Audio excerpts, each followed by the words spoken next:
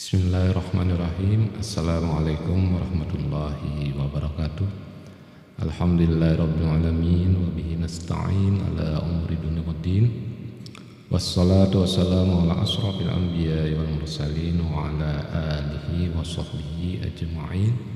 La hawla wa la quwwata illa billahil aliyyil azim. Rabbi shrahli sadri wa yassir li amri wahlul 'uqdatam min lisani yafqahu qawli. Berjumpa kembali kita dengan video pembelajaran untuk kelas 11. Kali ini kita akan membicarakan tentang pernikahan atau munakahat, yaitu pada bab yang ketiga. Kita akan pada bab yang ke-9. Pada pertemuan yang ketiga ini kita akan membicarakan bagian yang keempat, yaitu hukum pernikahan. Hukum asal pernikahan itu pada dasarnya adalah mubah atau boleh. Namun hukumnya itu nanti berubah-ubah sesuai keadaan, sehingga hukum nikah itu menjadi 5 macam atau 5 kategori ya. Nah, yang pertama adalah yang namanya hukum pernikahan itu sunnah. Hukum sunnah ini pernikahan jika ditujukan untuk orang yang sudah mampu dari segi lahir dan batinnya. Artinya dia sudah mampu untuk menikah, baik dari segi lahir dia sudah bekerja dan batinnya sudah mampu, maka menikahnya ini adalah disunahkan dan dia itu masih sanggup untuk mengendalikan dirinya dari godaan yang menjurus kepada perzinahan. Jadi kalau orang itu sudah punya kemampuan lahir batinnya dan dia itu masih mampu untuk mengendalikan hawa nafsunya sehingga tidak terjerumus kepada perzinahan, maka hukumnya adalah sunnah. Kemudian ada lagi yang kedua yang wajib, yaitu orang yang sudah memiliki kemampuan baik lahir dan batinnya. Artinya dia sudah mampu memiliki penghasilan, baik kerja sebagai tukang atau sebagai apalagi misalnya Gojek atau sebagai karyawan atau PNS. Nah, itu berarti dia sudah memiliki kemampuan dan juga baik lahir, dan dia juga mampu untuk memiliki kemampuan batinnya. Dan bila dia tidak menikah akan dikhawatirkan terjerumus kepada perzinahan, tidak bisa mengendalikan dirinya, maka orang yang demikian ini adalah wajib hukumnya.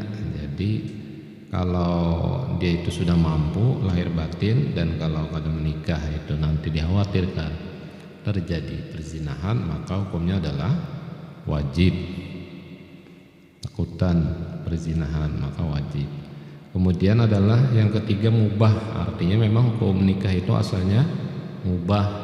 Orang itu boleh saja mau menikah. Kalau dia mau menikah, hukum asalnya itu boleh. Hukumnya berubah-ubah nanti sesuai dengan keadaannya. Ya, seperti contoh tadi ada yang sunnah, ada yang wajib. Nanti kita lanjutkan, ada yang makruh dan ada yang haram. Jadi mubah itu seseorang dihukumi mubah untuk menikah apabila faktor-faktor yang mengharuskan maupun yang menghalangi terlaksananya pernikahan tidak ada pada diri seseorang tersebut. Yang mengharuskan misalnya kan kalau takut sudah mampu takut berzina, maka hukum nikahnya jadi wajib. Atau yang menghalangi kalau niatnya hanya untuk menyakiti istrinya, nah itu hukumnya haram.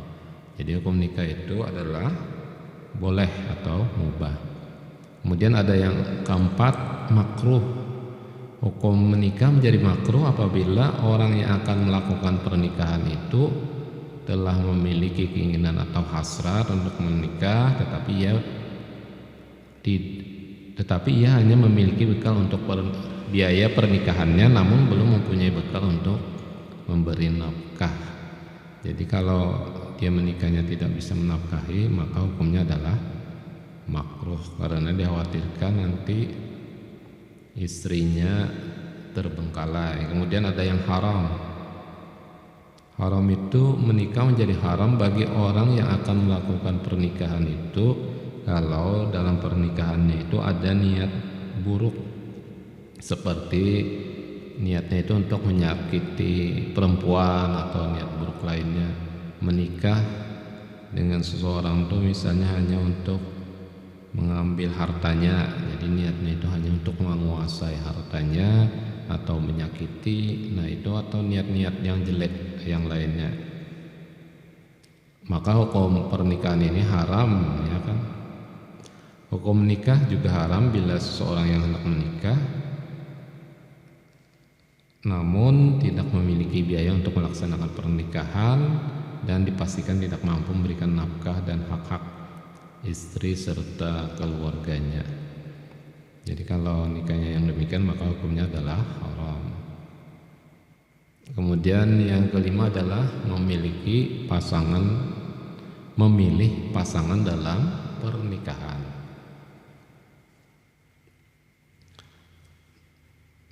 Nabi Muhammad SAW berikan tuntunan dalam memilih pasangan dalam pernikahan, yaitu dengan mempertimbangkan, karena yang pertama ada 4 ya pertimbangan orang menikah, yaitu hartanya.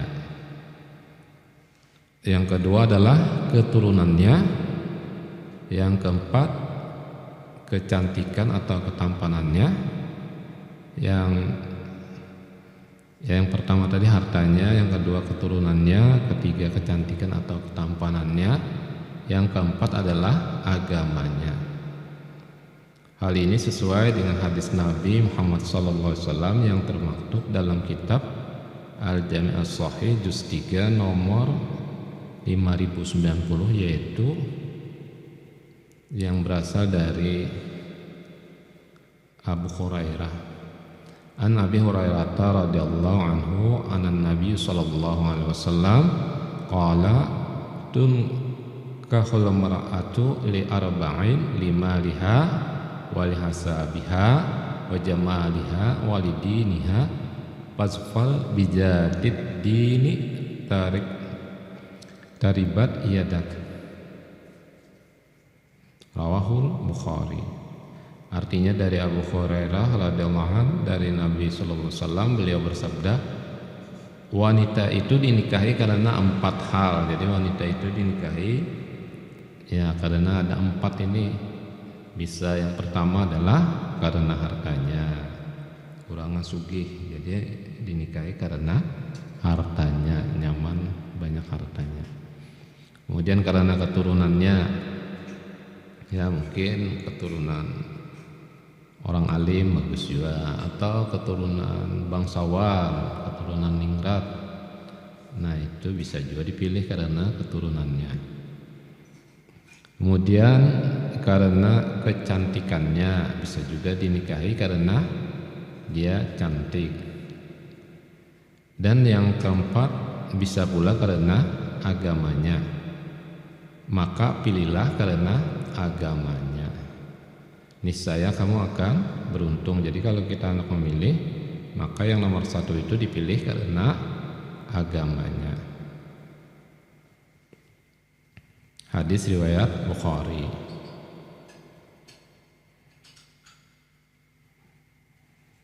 Dari hadis tersebut memberikan bimbingan dalam memilih pasangan, mempertimbangkan 4 hal, ya kan. Hanya saja di akhir hadis tersebut disebutkan pilihlah karena agamanya, niscaya kamu akan beruntung. Ya jangan memilih lantaran kecantikannya semata, atau lantaran keturunannya, atau lantaran hartanya, tapi yang dipilih itu adalah karena agamanya, karena dia orang yang istri yang solehah, misalnya rajin sholat dan sebagainya. Ini adalah tuntunan Nabi Sallallahu Alaihi Wasallam agar dari keempat pertimbangan tersebut agar memilih karena agamanya. Kenapa jadi harus karena agamanya? Karena dengan agama kebahagiaan yang sejati akan dapat terwujud salah satunya ketika agamanya kuat, maka pasangan suami atau istri ini akan taat kepada Allah dan dapat memelihara dirinya. Sebab kalau zaman sekarang ini kita sudah banyak membaca, ya, kalau agamanya tidak kuat mungkin misalnya masalah kehidupan zaman modern, banyak misalnya saling bersaing dalam masalah harta kan.